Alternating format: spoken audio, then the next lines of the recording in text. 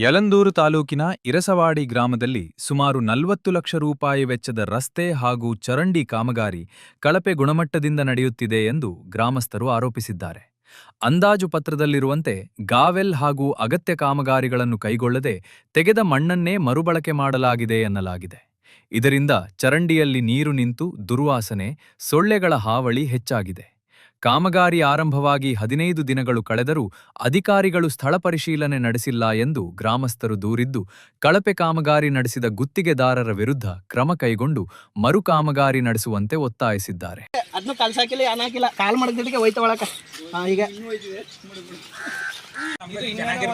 ವಾರದ ಮೇಲೆ ಆಗಿದೆ ಕಿತ್ತಾಕಿ. ಜನಗಳು ಈಗ ಮಳೆ ಬಂತು, ಓಡಾಡಕ್ಕೆ ತುಂಬಾ ಏನಾಗ್ತಾ ಇದೆ ಅಂತಂದ್ರೆ ತುಂಬಾ ತೊಂದರೆ ಆಗ್ತಾ ಇದೆ.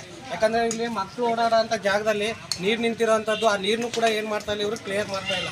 ಅದರಿಂದ ಸ್ವಲ್ಪ ನಿಮ್ಮ ಗಮನಕ್ಕೆ ತಗೊಂಡು ಸ್ವಲ್ಪ ಇದು ಏನು ಪ್ರೊಸೀಜರ್ಲಿದೆ ಆ ಪ್ರೊಸೀಜರ್ಲಿ ದಯವಿಟ್ಟು ಮಾಡ್ಕೊಡ್ಬೇಕು ಅಂತ ನಾವು ಕೇಳ್ಕೊತಾ ಇದ್ದೀವಿ.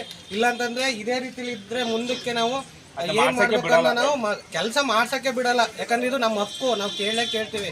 ದಯವಿಟ್ಟು ಇದು ನಿಮ್ ಗಮನಕ್ಕೆ ಆಗ್ತಾ ಇದೀವಿ. ದಯವಿಟ್ಟು ಇದನ್ನ ನಿಮ್ ಗಮನಕ್ಕೆ ತಕೊಂಡು ಇನ್ನು ಆದಷ್ಟು ಬೇಗ ಕಾಮಗಾರಿನ ಮುಗಿಸ್ಕೊಡ್ಬೇಕು ಅಂತ ತಮ್ಮಲ್ಲಿ ಕೇಳ್ಕೊತಾ ಇದ್ದೀನಿ.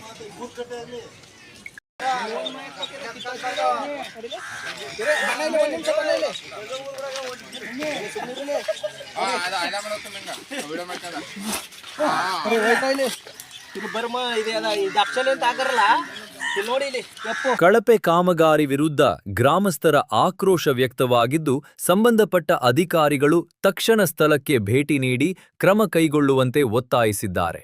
ಅನಿಲ್ ಉಪ್ಪಾರ್, ಭಾರತ್ ಒನ್ ಕನ್ನಡ, ಯಳಂದೂರು. ವಿವೇಕ, ವಿಚಾರ, ವಿಶ್ಲೇಷಣೆಯೊಂದಿಗೆ ಭಾರತ್ ಒನ್ ಕನ್ನಡ.